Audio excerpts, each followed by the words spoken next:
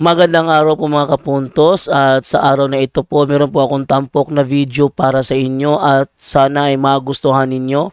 Kaya sa mga bago pa po sa aming channel, please po don't forget to hit the subscribe button at ang notification bell para maging notified kayo sa bawat video na ilalabas ko sa channel na ito. At bilang kahilingan po ng punto por punto team at naway maintindihan po ninyo, sana po wag nyo pong i-skip yung mga ads sa aming mga video. Sa maliit na bagay na po na yan, malaking tulong po yan sa ating programa at sa ating ministry. Sana po maunawaan po ninyo. Maraming salamat po, kaya wag na po natin patagalin. Simulan na po natin.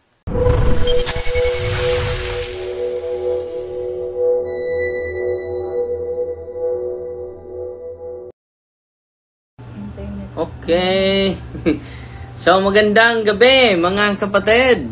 Pasensya na po, bago lang tayo naka-uwi.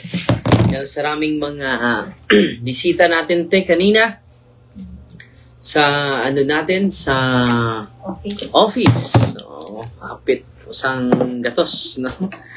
Ugma, daghan po na ugma na nagaling ni Abutron. Pila to sila kabukte?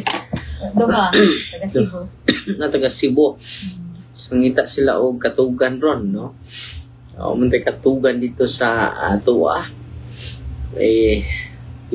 Busy patag himugbang house sa atong mga kaubanan. Greetings sa tatay. No? Okay ba yung live natin mga kapatid? Okay. Marami na nanonood sa atin naghihintay sa part 4 na ano ni Auntie Christy. So, makinig tayo mga kapatid. But for that, greetings muna tayo ni Suzette Hinises Lambo. Si Edison. Oh, hindi si Edison na kasama natin. Si Grace Villa. So, nagtanaw na ito karon. Malinaw ba yung live natin? Mayong gabi, Father. Si Dols Pintoy. Si Ima Takulad. Elote, good evening. Si Meg Brido Selva, si Ivan Lukob, si Anisha Oro Inok, good evening. So, mahayong gabi na tutanan. Hello, mahayong gabi, Father, and everyone. Si Merlin, Snankate, Sanastep.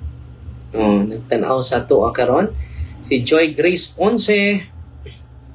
So, greetings muna sa mga naghihintay sa'yo na mga relatives mo na na-delay tayo sa live natin dahil marami tayong mga ginagawa ngayon at bago lang tayo nakauwi.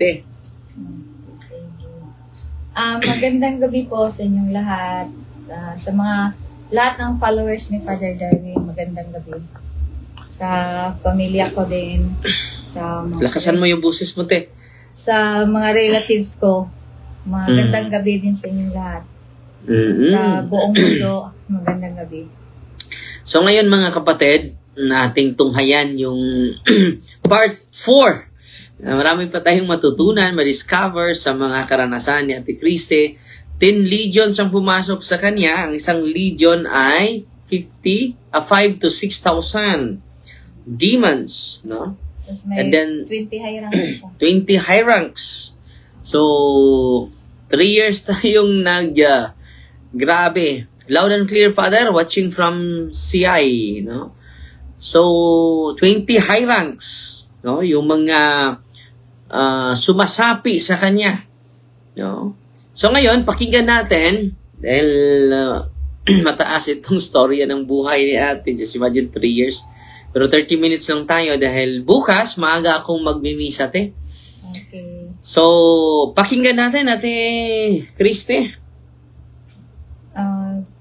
Ang karugtong dun sa last week, Father, yung pumasok ako sa Our Lady of Lourdes, yung sa bilang mga Lourdesian. Opo, bilang isang Lourdesian. Pag nung umaga, nasabitan ako ng medalya sa tapos yung St. Lord's na medal. Opo, tapos yung niya, yung belt.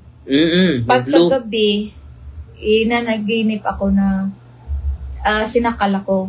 Nanaginip ka. Opo, nanaginip ako na it comes into reality talaga. Yung panaginip ko, na ano na ako, pagising ko, nakita ko talaga yung mukha ng demonyo. Tapos galit na galit, yung habang sinasakal ako. Bakit nagalit yung demonyo? Dahil ang sabi niya, bakit daw ako nagpasabong, nagpalagay ng medal. Opo. Sa mahal na birhen. Opo. Kasi ang sabi niya, bakit ka nagpalagay niyan? Alam mo ba kung gaano ka sakit ang babaeng yan? Kung gaano ka powerful ang babaeng yan? Sa ginawa mong yan, so, ito ay tahan ka na. Itong nagpakita sa'yo. Yes, Father. After sa panaginip ko, hindi, yung panaginip ka, Father, continuous nung bigla akong nagising. Nakita mo siya? Opo, andito na yung ano niya. Tapos yung pakita yung demonyo sa'yo? Opo. Through dreams, but it comes to reality na. So pag gising mo, nandyan talaga siya? Opo. Sinakal ka pa rin? Opo. Tapos nung kasi yung kwarto ko, may yung ilaw ng kapitbahay namin. Tapos yung sa parang may nagdaog, Father. Naghaling. Naghaling. Usok, may usok. May gumagawa ng apoy. Apoy. Tapos klarong-klaro dun sa kwarto ko. Nung pagganong ko, nakita ko na yung bubungan ng bahay namin. Hindi na to panaginip Tapos gumaganan ako sa kabilang yung kabilang side ng mata ko. Ding-ding ito ng kwarto ni Lolo at ni Lola. Tapos nakikita ko na tapos yung sabi niya, galit na galit. Habang sinasakal ako, sabi niya, bakit ka nagpalagay niyan? Alam mo ba kung anong ginagawa mo? Alam mo ba kung ano ka powerful yung babaeng yan? At alam mo ba, pag once na nalagay na yan sa'yo, puprotektahan ka na yan. Sabi niya ganun. So nakita mo siya, nagsasalita talaga? Opo. Anong mukha niya? Ang ginawa ko, kasi pahigpit yung sakal niya. Nag-ano na lang ako, pumikit ako ulit. Tapos nag-ano ako ng Apostles' Creed. Nagdasal ka? Opo, nagdasal ako pero hindi ko matapos-tapos, Father. Tapos inulit ko na naman sa umpisa hanggang pangatlong beses. Doon na siya binitawan na yung liig ko. So matagal niya na yung pagsakal niya sa akin, matagal. Kasi 3 beses ko na ulit yung Apostles' Creed. Hanggang sa lang ako, hindi ko matapos yung Apostles' Creed. Tapos inulit ko ulit sa umpisa. Hanggang 3 beses yun. So anong mukha ng demonyo, nakita mo? At talagang Father. Tapos yung mata niya, pulang-pula, nagalit na galit. May sungay ba? Yung sungay niya, 2 beses na ganyan. Parang kanding. Opo. Hanggang dito, tapos nakaganyan 2 beses. Parang pakiramdam, parang matanda na tong demonyo to. Kasi yung sungay niya, iba yung mga na nakikita ko, karaniwang yung ganito lang yung ganito lang kahaba yung mga sungay, may mga mahahaba. Pero yun ay na. Tapos yung kuko niya, sobrang paggising ko, may mark yung ko dito. May mark yung yung liig ko. Tapos na pagising ko, sinabi ko, ginising ko si Lolo. Lolo, bakit gano'n na naginip ako na galit na galit yung demonyo? Sabi ni Lolo, bakit? Ano bang ginawa mo? Nagpasabong ko og Lourdes. Ay, yun. Kaya pala galit. Yun ang sinabi ni Lolo. Black magician. Opo. Kaya pala galit. Kaya pala galit. Kasi relax lang. Opo. Parang lang sa kanya. Tapos yung sabi ko, kaya pala galit. Oo nga, sabi ko, bakit kaya matatakot yung mga demonyo kay Mama Mary? Yung gano'n. Kaya pala sabi ni Lola, ano naman yung kwintuhan yung dalawa na naginip ako la. Tingnan mo nga yung liig ko laong. Ano na naman yan? Yung nanaginip ako, after nung nagkasabong medal kay Mama Mary, tapos yun, sinakal na ako. Kaya sabi ko sa'yo, wag ka nang makipag-usap dyan. Tinuturo si Lolo. Wag ka nang magkipag-usap dyan. Tapos nagagalit. Sabi niya, doon kasi simbahan. Magdasal ka doon ng 3 misteryo. Yung buong, yung bali 15 mysteries. Sa Rosario. Opo. Tapos yung Ilang beses yun nangyari? isang beses lang, Father. Mm-mm. Ako nga noon second high school. After noon, mga 4 months yata o 6 months. Hindi rin nakaabot ng 1 taon. Hindi na sila nagpapakita. Parang happy na ako kasi parang normal na hindi ko na sila magkikita kahit saan ako nagpupunta. Nung yung dumating doon si Brad Sok Fernandez sa Charismatic, baptism of the Holy Spirit yun. Tapos yun na pagkatapos nun, bigla na lang yung bibig ko. Sabi nila, grabe yung gift of tongue mo. Sabi ni Brad Sok. Sok Fernandez? Yes, Father. Si FB yan? Siya yung dati sa Charismatic. Charismatic din si Brother Sok. Noon. Kasama ko nga yung mama ko at saka yung 2 auntie ko that time. Nung ninano kami kasi may seminar sa Charismatic. Tapos sumali kami. Tapos nung kinabayan ka ni Brother Sok na may gift ka. Sabi niya, iba yung pero nawala ka sa sarili mo. Yung nung pag niya, hindi ako natumba. Sila lahat natumba na. Paglingon ko ako na lang, dahan-dahan na lang akong gumaganon para kumari. Nagpatumba ka na lang. Opo, para kumari, natutumba ako. Pero after that, Father, hindi nga ako na, sa sahig Hindi ako talaga totally natumba. Kasi may isinalo ako doon ng ibang... may sumalo sa'yo. Opo. Nung doon ko nakita na iba't iba ang mga demonyo. Sa bakit ganito yung mga tao? Bakit bawat tao ang daming demonyo?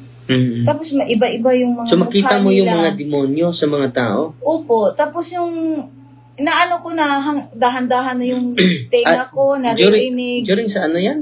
Yung sa baptism of the Holy. Pagtitipon ninyo? Opo, yung sa Charismatic. Si kanina high school ako that time Tapos nung after that, doon ko nakita lahat. Doon ko nalalaman na yung mga demonyo pala yun ang kasalanan ng mga tao. Doon nag-umpisa na makikita ko mga kasalanan ng mga tao through the demons. Alam na ng mga demonyo yung mga kasalanan natin, di ba? Opo. At first time yun? First time. Kasi since nung 6 years old ako, Father, puro lang mga engkanto, mga magaganda, mga pupugi. Yung mga engkanto, mga pugi. Yung mga duwende, yun lang nakikita ko. Pero after anong sinakal ako, doon first time kong nakita yung demonyo. So, nagpakita na sila sa tunay nila na anyo. Opo. Tapos after sa baptism ng Holy Spirit sa Charismatic, doon ko nakita iba't ibang klase ng mga demonyo. May demon sa itim na hangin na naririnig ko doon sa mga kapitbahay namin na kapakon, pangtakag hanging itom. Doon ko nakikita. Ganun pala yung itim lang siya, Father, pero yung parang yung pinakagitna ng mukha niya, itim na itim, parang dark yung pagkaitim niya. Tapos yung pinakagitna ng siguro, yun yung mata kasi mapula. Tapos may demons na walang mukha naman, pero yung boses ang sobrang sakit sa tinga. Iba't ibang klase ng mga demonyo. Anong nangyari sa'yo? After nun, doon na nag-umpisa na nakapaggamot ako, Father. Kasi kami, dinadala. Opo. Seminar ako ulit for healing. Doon nagsimula yung nanggamot ako through the gift of tongue. Kasi every time na may session, opo. Since ako second year, hanggang second year high school. Second year high school. So ilang taon ka nun? ano ko, that time grade 4, 10, 11, 12, 13, 14 years old ako that time. Doon ako nag-umpisa na ng gamot ng father. Pero sa ano pa lang, so, nanggamot ka, then ano yung mga sakit na nagamot mo? yung mga classmate ko, yung may mga ano sila, Ubo. may mga ubo, yung mga may lagnat, yung mga minor lang. Tapos, inaano ko yung sa kamay ko. Tapos na yan, nagsyalala na ako.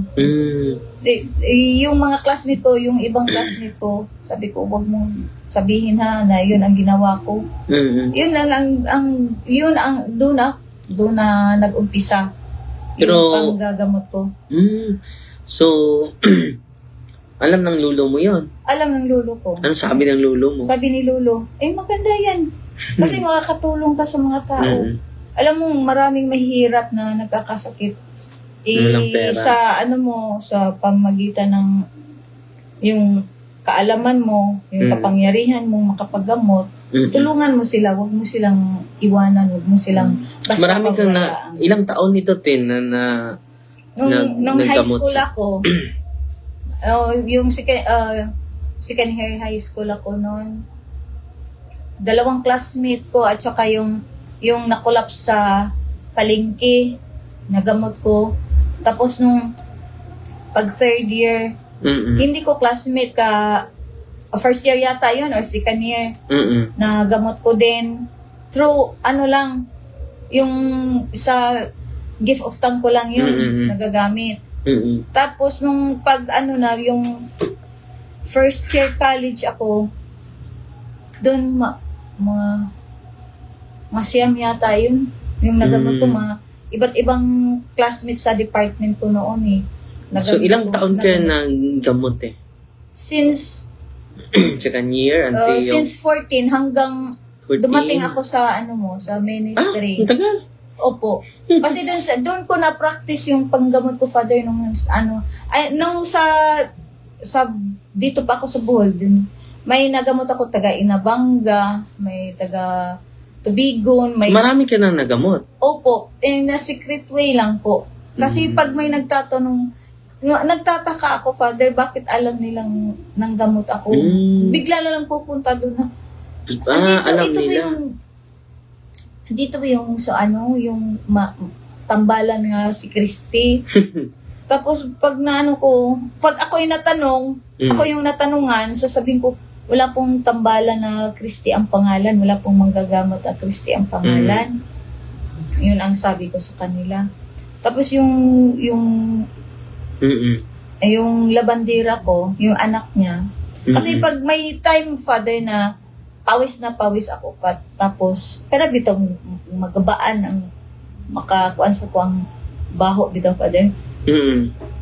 Pag pawis ako tapos mapabor yung hangin tapos maamoy yung baho mo. Opo, yung amoy ko. Amoy mo. Biglang manghihina. Ganun. Opo. Tapos yung yung anak ng labandera ko, na ako bitong gibuyag kay nagduwa dito sa tabay. Sabi ko, mag-ingat ka, baka mahulog ka dyan ha. Huwag kang malikot. And then? Pag-uwi nila, Father, biglang nalupay pa yung anak niya. Tapos, dinala doon sa kapitbahay nila na manggagamot. Sabi nung manggagamot, uy, grabe naman yung usog. Grabe naman yung nakausog nito, sobrang lakas. Ibalik mo sa kanya, hindi ko kaya yan. Balik ko niya ang katong usog. Ayun, bumalik dun sa bahay, sabi niya. Tapos lupay-pay na talaga yung bata. Father. Sabi siya, lawayan mo naman yung anak ko. Sabi niya, lawayan mo yung anak ko. Silang dalawang mag-asawa, nagpumunta. Mga 6 something na yun, ng gabi. Tapos nilawayan ko lang, sa isip ko na bigla ko na lang ding nilawayan. Bigla na lang yung bata, gumaling. Tapos, buyagan ka? Opo. Marami na akong yung kasabay ko sa jeep. Ganun din, yung katabi ko sa Gusto simbahan. amoy nila yung amoy mo. Opo. Kaya pag napawisan ako na yung umiiwas, Father, ayaw ko ano yung mga tao. Tapos nung nag-abroad ako, doon ko na-practice lahat-lahat ng mga pag-ano ko sa panggamot ko. Sa abroad, na-abroad ka? Naka-abroad ka te? Opo. Since 2006, unang abroad ko, 2006, doon sa Malaysia.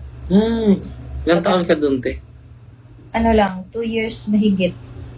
2 years? Opo, doon sa Malaysia. Anong trabaho mo doon? Nasa office po. Anong nangyari te? Nung ano, doon sa, kasi yung katabi ng office namin, puro mga Chinese, tapos yung office namin, ibihira lang yung mga Chinese. Yung isang kasama kong Chinese na matanda, parang naano siya, Father, yung food poison. Tapos hinawakan ko yung kamay niya, kasi nakikita ko yung kamay niya, yung kuko niya, na nag-iitim na. Tapos hinawakan ko. Hinahalo ko lang yung kamay ko. Sabi ko, ay, Nay, na food poisoning, na lason ka sa pagkain. Inaano ko siya, pinipray over ko siya. Tapos, sinuka niya yung... Speaking tongue ka rin? Opo, speaking tongue lang din. Tapos yung sabi niya, thank you so much. There's a big force that comes out in my body. Yun ang first, pasyente ko, Father. Sa labas? Opo, na ibang lahi. Tapos nasundan na yun, na may kasamahan ako sa office na Indonesian, na nabarang. Nagamot ko din. Anong ginawa mo? Ano ko na lang, Father. Yung pinipro-over ko lang din. Tapos sinasabi, tuwing naggagamot ako, sinasabi ko lang sa kanila na wag kang mag-mind kung ano yung maririnig mo sa bibig ko kasi may gift of tongue ako. I-relate naman pala sila, lalo na yung mga Chinese. Nakarelate kasi sabi nila, ano daw yun, healing, gift of healing daw yun. Sabi nila. Opo, yung mga Chinese. Kasi so, mag-healing ka using the gift of tongue? Opo, Father. Tapos yun din ang sabi, isang ko lang, stroke lang ng katawan ko, stroke ng kamay ko, maano na sila, magaling na. Gagaling na sila. So, sa pagpatong mo sa kamay mo? Opo. Tapos mararamdaman daw, tatanungin ko naman sila, ano bang nararamdaman mo habang pinipro-over kita? So, sobrang init ang kamay mo. Sabi nila? Opo. Sobrang init ang kamay mo. Tapos pag dahan-dahan ko daw ibaba yung kamay ko, ang init daw, dahan-dahan din susunod daw. Opo. Susunod daw yung init ng kamay. Tapos yun na, sasabihin nila, malaki daw force na lumalabas sa katawan nila. Tapos, so gumaling sila? Opo, yung Indonesia na nabarang, ang unang lumalabas sa kanya, yung maliliit na yung insekto? Opo, hindi naman buhangin.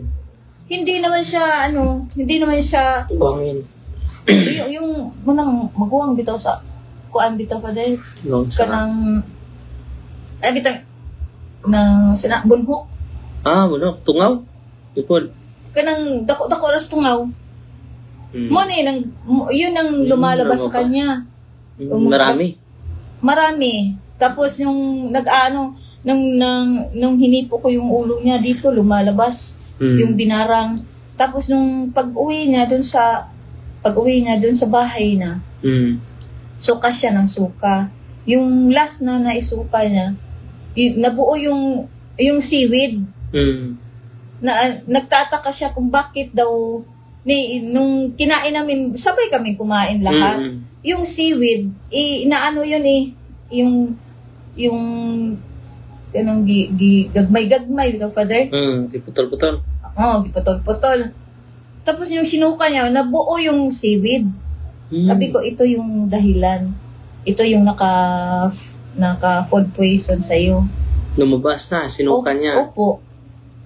Kumpiyansa naman ako. Parang ko din, parang din ako, natuwa na nakatulong ako sa ibang tao. Pero hindi ko alam na yung Yung ginagawa ko pa lang yun, hindi pala yun galing sa Diyos. Tapos nang nagmakaw ako, may natulungan din ako noon. Sa Macau na naman ka. Opo. Galing sa... Galing sa Malaysia. Nagmakaw na din ako. 2 years lang ako sa Macau. Na yung mga minor lang na ano ko doon sa Macau. Bunhok ko no sis. Bunhok? Dili pa bunhok. Dili, maguwang sa bunhok. Di ba? Ang bunhok, kinagamayan man na. Sunod ang tungaw. Dako-dako man na sa bunhok. Say nga ng kuano ay. Sakit yan na siya mamaak. Yung sa Macau, pero yung time na yun, Father, yung sa curse ko, doon din nag-umpisa. Yung mga naano ko pag napuno na ako sa isang tao. Nagalit ka? Pag ang galit ko, Father, kung ano yung lumalabas sa bibig ko, yun ang mangyayari sa kanila. Grabe. Na kumbaga, yung pag napuno na talaga ako pero hindi naman ako diha-diha, suko. Isang beses, 2 beses, pangatlong beses, pag inulit mo pa yan, doon ako yung sasabog na ako. Tapos yung pag na-focus ako sa iyo, yun, lumalabas yung dugo sa tenga, sa ilong, sa mata, susuka ng dugo. Grabe, no? Opo. Pero hindi ko naman alam, Father, bakit ako ganun. Daming tanong sa sarili ko. Magalit ka, maging totoo yung mga mga gusto mong mangyari sa kanila. Ang sa isip ko lang naman, yung tuwing ginaganon ko yung isang tao, Father, yung nasa isip ko, bakit ka ganyan? Wala kang konsyensya, wala kang puso. Yung parang ganun lang tanong sa isip ko. Pero hindi ko naman alam na yun. Magtataka na lang ko, Father, bakit lumalabas na yung first na biktima ko noon. Yung sa agency pa kami. Tapos yung nalaman ko yung isang kasamahan namin na bago bitaw na tatakdan pagkaungo. Makasins naman sila sa amin. Alam niya na alam ko rin na siya, aswang. Tapos yung ginawa niya, inaano niya ako, parang may ginagawa siya na kanang madaot dito kanang agency. Yung ginawa niya ako ng kwento, gumawa siya ng kwento na ako yung masisira sa agency. Tapos yung napuno na ako sa kanya, tapos yung iba kong kasamahan na nag-ano na sa kanya, yung parang kumakampi na sa kanya. Kanang gitabangan na bitaw ko, Father. Tapos napuno na ako. Silang tatlo na talaga. Tapos nakita naman sa... Silang tatlo na nangyari? Yun, lumalabas yung May dugo? Dugo. Ganun pa rin. Nagkasabay sila? Lumabas ang dugo? Parang nag-alburuto na ako that time Kasi wala na akong ibang... Evil eye. Dami yung evil eye, no? Evil eye ba yun? Wala na akong Father. Kasi kahit anong paliwanag ko, ayaw nang makinig yung agent ko. So, anong nangyari sa kanila? Father, namatay din. Namatay? Tapos cover up lang ng agency na hindi sa news kasi masisira sila. So, silang tatlo namatay? Opo. Agad-agad? Opo. Wala ngang sa mga pulis Bakit ganun ang nangyari? Ano daw kinain? Walang makita na food poison ba yun? Or foul play? Wala. So, nagkasabay silang namatay? Silang tatlo? Opo. Kasi magkaano na sila tatlo na silang na-manipulate nung bagong napatakdan ang duha para madaot ko sa agency. Kaya nahadlok mo siya nga, ako ang ibulgar. Ko nga, ayaw ko ako masiging na nga, ayaw upsa akong pailog nga makadaot ni mo. Ako taas kong pailog, pero kung imo gani kong pungson, wala pa kakaila kong kinsaw unsa ko, pero ako nakailan ako nimo. Nga kay baka kung unsay akong mahimo diyan nimo. So yung ginawa niya, kinumbinsi yung dalawa para magtulungan, para ma-diin ako, para kung anong mga kapalpakan na ginawa sa akin binunton, kung anong inuutos ng agency namin sa training. Pero hindi kanila biniblame te. Wala, hindi ako biniblame sa ano. Kasi nakikita naman sa CCTV. camera, sa CCTV na nakaharap lang ako sa kanila, iyak ako ng iyak, sigaw ako ng sigaw. Bakit ba ako ginaganito? Nag-aaway kayo while Opo, nagsagutan kayo. Nagkasagutan na kami kasi sinasagot ko na sila. Napuno ka na. Punong-puno na ako that time. Tapos yung ko, father. Sila mga Chinese nationals? Hindi, yung kasamahan ko sa agency. Mga Pinoy din? Mga Pilipina. Mga Pilipina sila. Tapos yung father, nakikita naman doon tapos yung iba, sabi na, si Christy ay, ako ang biniblame din. Sabi ko, may camera naman makikita naman ko anong ginagawa ko. Bakit may ginagawa ba ako? Nakatayo lang ako Tapos yung nakikita sa camera na nakatayo lang ako. Pero, hindi ko alam, father, na doon ko nakikita sa camera yung sarili ko na yung nagsasalita yung bibig ko, pero walang lumalabas. Yung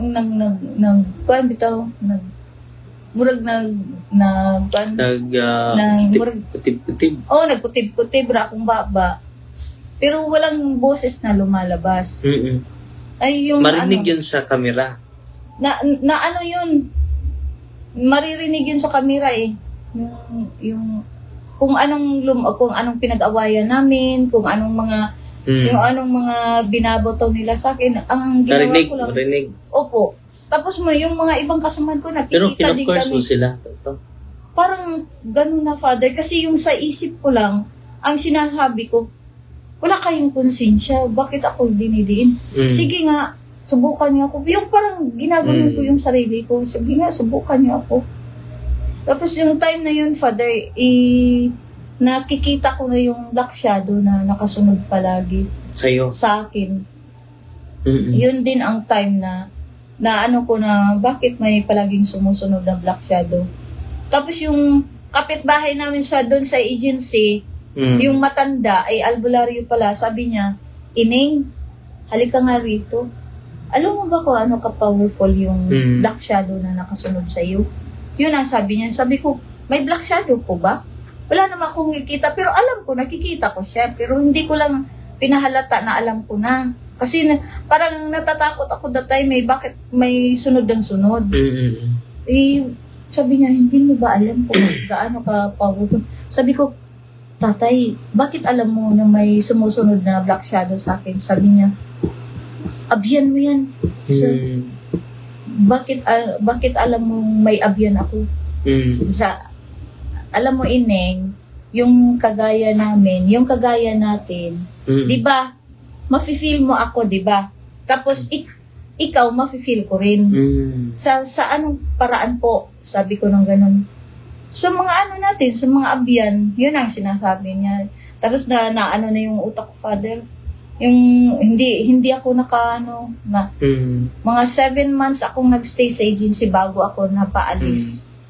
Kasi sabi ko gusto ng agent ko na pauwi na ako dito sa Bohol. Sabi ko, ma'am, parang inaano ko siya, parang binablockmail ko siya, father. Ma'am, kung hindi mo ako papaalisin, alam mo na. Yun na nga sinabi ko. Yung natakot yung agent ko, father. Pinaalis na ako. Grabe, no? Opo. Pero, yun lang ba yung pagkakataon na nangyari sa'yo? Meron pa? Yung sa pangatlong pagkakataon, father, yung sa Singapore na ako, father. Ano nangyari? Na kasagsagan ng yun, pandemic. Isang beses lang kami makalabas sa isa-isang buwan, isang beses lang kami makalabas. Tapos nung time na yon naka-quarantine, naka-block, yung hindi napapalabasin yung pamilya mo rito. Yung parang quarantine. Yung sa isang bahay, isa lang ang makalabas. Oo. Yung ano na, nakalimutan ko yun. Ganon din doon sa Singapore that time. Tapos nung ano na yun, nung time na yun, nag-alburuto na yung ulo ko kasi na ano nang kinakain ng mga anak ko. Kung ang isip ko, Father, talagang parang nawala na ako ng pag-asa. Baka ma-COVID yung mga anak ko doon. Tapos hindi pa ako makapadala. Yung anak ko, chat ng chat, ma, wala na kaming kinakain, ma. Hindi kami pwedeng makalabas. Kailangan namin ng... Tapos nung hiningi ko yung 2 buwan kong sahod, pinadala ko nung Father, hindi na ako nagbabas kasi may malapit naman na 7-Eleven. Nung patawid na ako sa kalsada, kasi yung 7-Eleven doon sa kabila. Nung patawid na ako ng kalsada, pero napansin ko na yung nakamotor, yung 2 lalaki na nakamotor, sunod ng sunod. Pero hindi na ako nagkumpiyansa. Na ako doon sa isip ko kung anong mangyayari nito. Bahala na. Yun ang nasa isip ko lang. Kung anong mangyayari ngayon, bahala na. Ayun, nung biglang hinablot yung bag ko, nandun yung passport ko, yung cellphone ko, yung 2 buwan na sahod ko na ipapadala sa Pilipinas.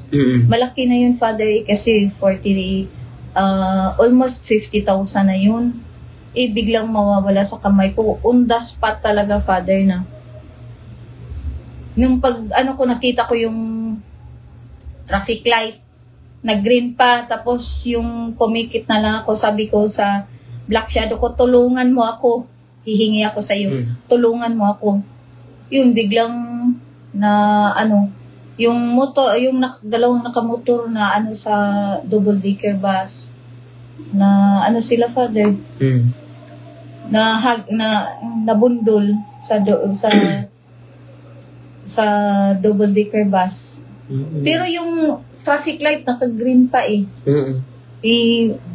sana sila pa yung nakamotor pa sana ang tatawid yung nakita nung yung sa kabila nag-green na sila, kaya yung mga sasakyan nag-go na. Kasi yung double decker bus nauna pag nila doon sa gitna at andar naman ng double decker bus doon na sila, nagtataka nga yung mga polis, bakit ganun, anong nangyari sa traffic light. Na yun, first time na nangyari daw yun. Ilang seconds lang yung pagka-green dapat yung sa kabila red pa sila. Yung sa kabila green na, biglaan dito na nag-red na sila. Kumbaga nag-change na yung mga lights nila. Ilang seconds lang yung pagka-green, hindi pa nga, 'di ba, sa traffic light ilang seconds pa yun. 1 minute yun, 'di ba? Hindi pa nakaano ng 1 minute, biglang nag-red. Tapos yung kabila nag-red, mandar na yung nabanggaan. Grabe, no? Tapos yun nakita yung nakuha yung bag ko dun sa mga pulis. Kinuha ko na yung bag ko, nagpatulong ako sa ko na kunin yung, kasi nandun yung lahat, yung ID ko, yung passport, lahat andun. Tapos tinanong ako, bakit ganun? Sabi ko, wala akong alam. Basta na lang hinablot yung bag ko. Hindi ko naman sinabi na sino bang maniwala kung sasabihin kong kinu-course ko sila. Yung parang ganun, Father. Grabe kapag magalit ka, no? Opo. So, basta magalit ka, may mangyari sa mga taong napagalitan mo. Opo. Kasi yung sa elementary ako, yung pag nagagalit ako, binabato ko lang sila sa Tapos yung Father, pag sinabi kong madapa ka sana, yun, madadapa yun. Mabangga ka dun sa pinaglalakaran mo, mababangga. Pero yung pinaka-worst yung Father, yung lumalabas yung sa kanila, makras ka, yung makras ka sa motor, yung ganon. Isang ko lang, Father, ganon ang mangyayari. Kaya, ingat ako dati. Yung pigil na pigil ako sa galit ko kasi alam kong kung anong may mangyayari. mangyayari. Grabe yung grabe yung evil eye na na experience mo, te. Opo. Tapos yung Father. Buhay talaga, no? Opo. Grabe. Tapos yung Father. Kaya pala yung grabe yung purification mo. Ha? Kaya pala grabe yung purification mo. 3 years ka na bago na 3 liberate. years na nagsasuffer. Tapos yung Father, yung... So, malaki yung reparation mo, no? So, patuloy lang din na do reparation. Dahil yung mga grabe, demon is real, no? So, totoo, sa kanya is 10 legions, 50 to 60,000 demons, and then 20 high rank. So, hindi basta-basta yung nasa likod niya. So, kaya nga natagalan tayo bago siya na-liberate.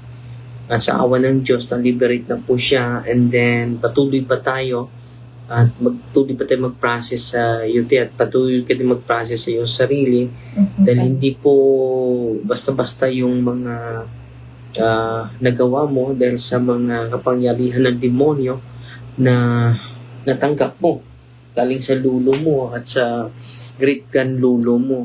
Opo. So, salamat ha. 30 minutes na tayo. Sunod na mga araw na naman, pakinggan natin yung prepared na isi-share ni ate. So, lalawak pa yung kaalaman natin sa mga... So, kung meron tayong mga sacramentals and then alam natin paano to do deliverance and then alam din natin yung preparation before doing deliverance and then receive the sacrament, na hindi tayo mabiktima sa mga kaaway natin na hindi makikita tayo. So ito po ay sinishare natin ito. Talaga, totoo naman to yung storya ni ate. Hindi naman siya nagawa-gawa ng storya. Bawat cases, mga kapatid, is unique, no?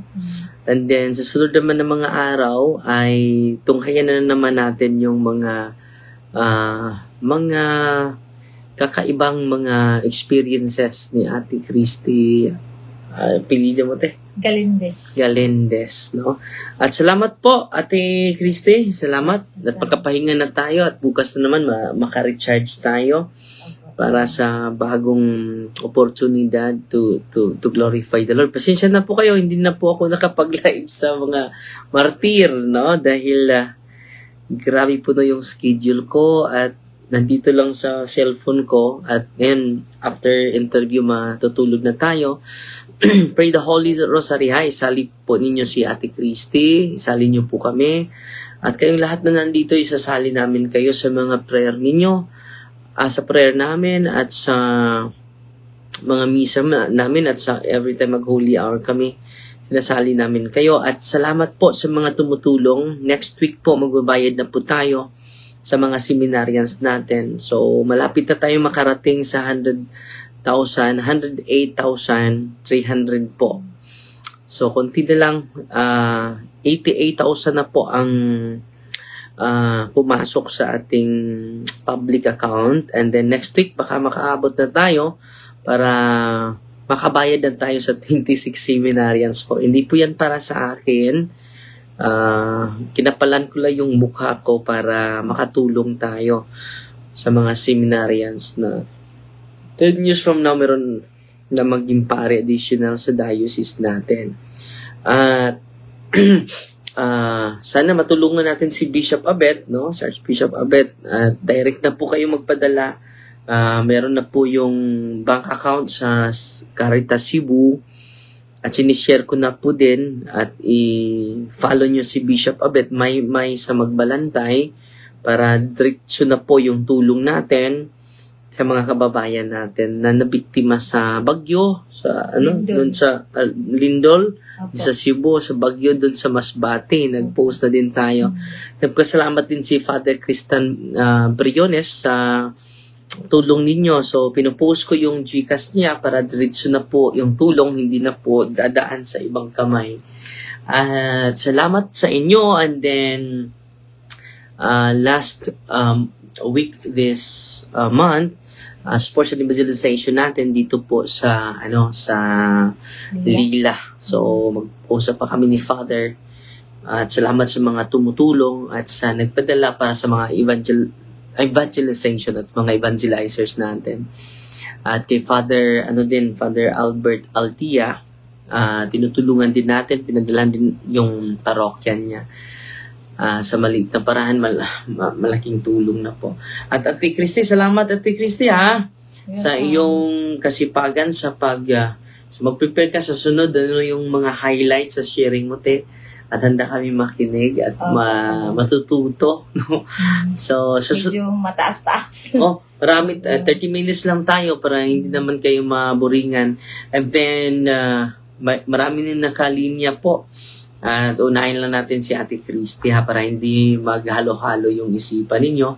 At abangan nyo yung aklat natin dahil kaya nga hulibok lagi yung oras natin dahil nagsasakripisyo tayo magsulat ng mga experiences natin dito sa exorcism, St. Michael exorcism, para marami pa tayong matutunan and then maging alerto na tayo sa mga activity ng ating kaaway. Isa lang yung kaaway natin, hindi yung mga tao na mga negatibo dito sa comment.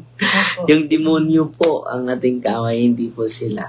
Sinte Christy, salamat po. At Fighty Maria, tatak sa FD with a humble heart. Mag-closing prayer na lang tayo. In the name of the Father, the Son, the Holy Spirit. Amen. Our Father, who art in heaven, hallowed be the name, the kingdom come. Thy will be done on earth as it is in heaven. Give us this day our daily bread, and forgive us our trespasses, as we forgive those who trespass against us.